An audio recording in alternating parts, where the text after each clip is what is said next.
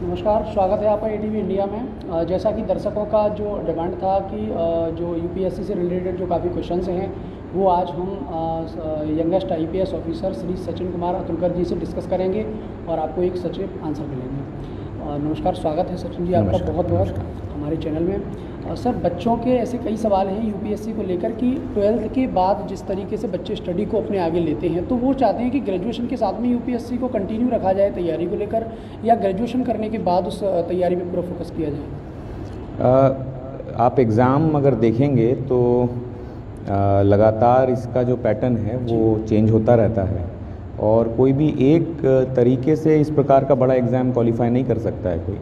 आप देखेंगे कि जनरल अवेयरनेस और जो हमारे वर्तमान में जो करंट में घटनाएं हो रही हैं, जो जानकारी हमको होना चाहिए एक जागरूक नागरिक के नाते, तो वो सभी हमें पता होना चाहिए। उसके लिए ग्रेजुएशन का पहला या बाद का विषय नहीं है, उसमें मुख्य ये है कि आप किस प्रकार से जो है अवगत हैं अपने आसपास के सराउंडिंग से, जो घटनाएं घट रही हैं, जो देश और विदेश में हो रहा है, उस सब पे ये निर्भर करता है। और मुझे लगता है कि वो आप तभी उसको ग्रहण कर सकते हैं जब आप लगातार ग्रेजुएशन के पहले से भी आप अगर लगातार पढ़ रहे हैं, न्यूज़पेपर्स पढ़ते हैं, मैगजीन्स पढ़ते हैं, तो उसके लिए ज़रूर ये आसान हो जाता है।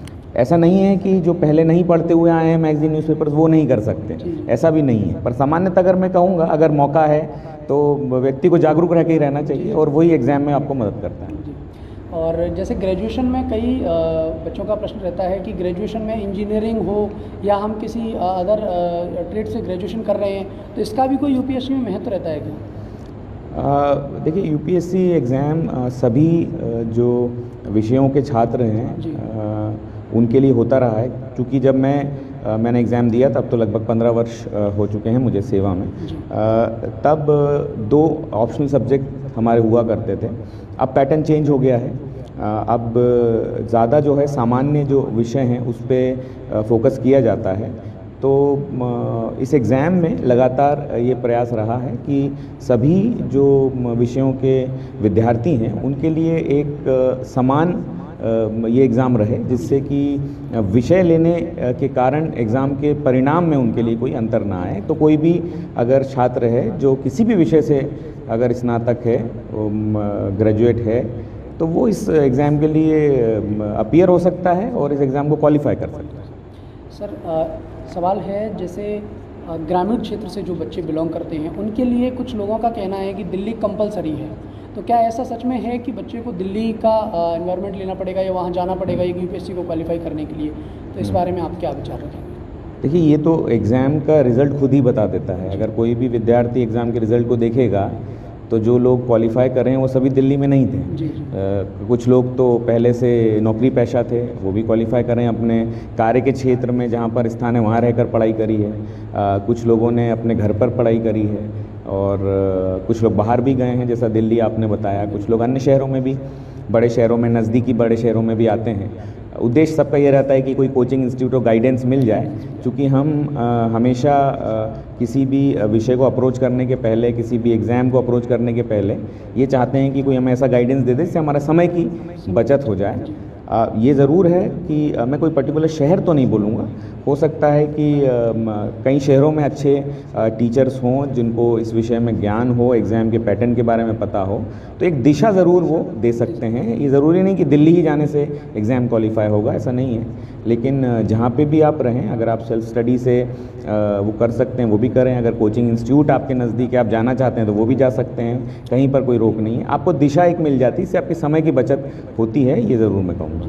बच्चों का एक सवाल और है, उनका कहना है कि यदि हम सेल्फ स्टडी कर रहे हैं विदाउट कोचिंग एंड विदाउट कहीं बाहर जाने की अपेक्षा, अगर हम सेल्फ स्टडी, तो क्या हम उसको यूपीएससी को क्वालिफाइड कर पाएंगे और उसके लिए क्या बेटर गाइडलाइंस हैं? हाँ, ये क्वेश्चन सभी स्टूडेंट्स में रहता है कि क्या कोचिंग इंस्टीट्यूट के बिना ये एग्ज़ाम क्वालिफाई हो सकता है। और जब एग्ज़ाम आता है तो आप देखते हैं कि काफ़ी स्टूडेंट्स जो हैं उनके नाम से कोचिंग इंस्टीट्यूट के विज्ञापन निकलते हैं। उनको देख के लोगों को लगता है कि क्या कोचिंग इंस्टीट्यूट से ही हम ये एग्ज़ाम क्वालिफाई कर पाएंगे, लेकिन ऐसा नहीं है। आप देखेंगे कि बिना कोचिंग इंस्टीट्यूट के सेल्फ स्टडी से भी एग्ज़ाम क्वालिफाई हो सकता है। और एग्ज़ाम इस प्रकार का बनाया है कि उसमें कोई कोचिंग इंस्टीट्यूट या कोई शिक्षक के द्वारा पढ़ाए गए उत्तरों पर नंबर नहीं दिए जाते हैं। उसमें जो आपका खुद का उसके बारे में ज्ञान है, उसको आप किस तरह से वहाँ पर एग्ज़ाम में प्रस्तुत करते हैं, उसके नंबर हैं। और आप देखेंगे कि कोचिंग इंस्टीट्यूट में सभी विद्यार्थियों में एक रूपता आने लगती है उनके उत्तरों में, और अगर कोई व्यक्ति सेल्फ स्टडी करता है तो हो सकता है उसका जो उत्तर एक नए ही प्रकार का रहे जो ज़्यादा बेहतर हो। तो वो अब कहना बड़ा मुश्किल है कि बिना कोचिंग इंस्टीट्यूट के या कोचिंग इंस्टीट्यूट से किससे फ़ायदा होगा। मुझे लगता है कि कोचिंग इंस्टीट्यूट से भी स्वयं ही पढ़ाई करना आवश्यक है। शिक्षक आपको कितना भी बता दें, आपको स्वयं पढ़ना पड़ता है, और इसी प्रकार आपका सेल्फ स्टडी। यूपीएससी को लेकर बच्चों को अभी डराया जाता है, जिस प्रकार टीचर्स के द्वारा या जो कैंडिडेट हैं उनके द्वारा, कि यूपीएससी बहुत टफ एग्जाम है। तो इस प्रकार जो बच्चों जो उम्मीदवार हैं वो डरे हुए रहते हैं, तो उनके लिए आप अपनी तरफ से उन्हें क्या संदेश देना चाहेंगे? मेरा तो यही संदेश रहेगा सबके लिए कि ये एक कॉम्पिटिटिव एग्ज़ाम है। इस प्रतियोगिता में कठिन या सरल होने का प्रश्न नहीं है। इसमें जब प्रतियोगिता में कोई पासिंग क्राइटेरिया नहीं है, जैसे हमको स्कूल या कॉलेज में मिलता है कि 33% या 50% हम लाएंगे तो पास हो जाएंगे। इसमें दौड़ इस बात की है कि इसको कौन किसी के ऊपर आ जाए, है ना। तो कोई भी कॉम्पिटिटिव एग्ज़ाम में कठिन या टफ का महत्व नहीं है, वो है कि आपस में जो लोग उस एग्ज़ाम को देने वाले लोग हैं उसमें से आपने कितना बेहतर परफॉर्म किया है, उस पर डिपेंड करेगा।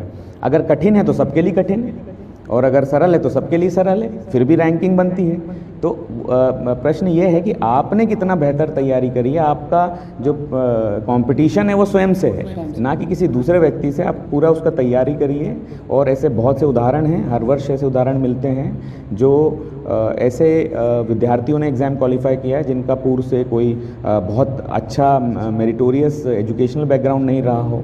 कई दूसरे मीडियम्स के दूसरी भाषाओं में देने वाले विद्यार्थियों ने अलग अलग भाषाओं में उन्होंने इसको उत्तीर्ण किया है। कोचिंग इंस्टीट्यूट से पढ़ने वाले, कोचिंग इंस्टीट्यूट से नहीं पढ़ने वाले, दोनों ने किया है। तो कोई भी एक रूपता लाना और उस पर अपना एग्ज़ाम देने का पूरा भार डाल देना और उस पर निर्भर रहना, मुझे लगता है कि ये उचित नहीं है। एग्ज़ाम आप जिस भी परिस्थितियों में, जिस तरह से आप बेहतर अपने समय का उपयोग और अपने स्वयं के जो एग्ज़ाम के लिए फोकस है वो बनाए रखें, और मुझे उम्मीद है उससे आप ज़रूर क्वालिफाई करेंगे। विद्यार्थियों का एक सवाल है कि यूपीएससी की प्रिपरेशन के लिए 24 आवर में से कितने घंटे यूपीएससी की प्रिपरेशन को देना चाहिए? देखिए, घंटों का लोग बहुत बार प्रश्न पूछते हैं, और उसमें अधिकतर ये रहता है कि 16 घंटे, 12 घंटे, 10 घंटे, अलग अलग समय सीमाएं आती हैं। मुझे लगता है कि प्लानिंग करके इसको अप्रोच करना चाहिए।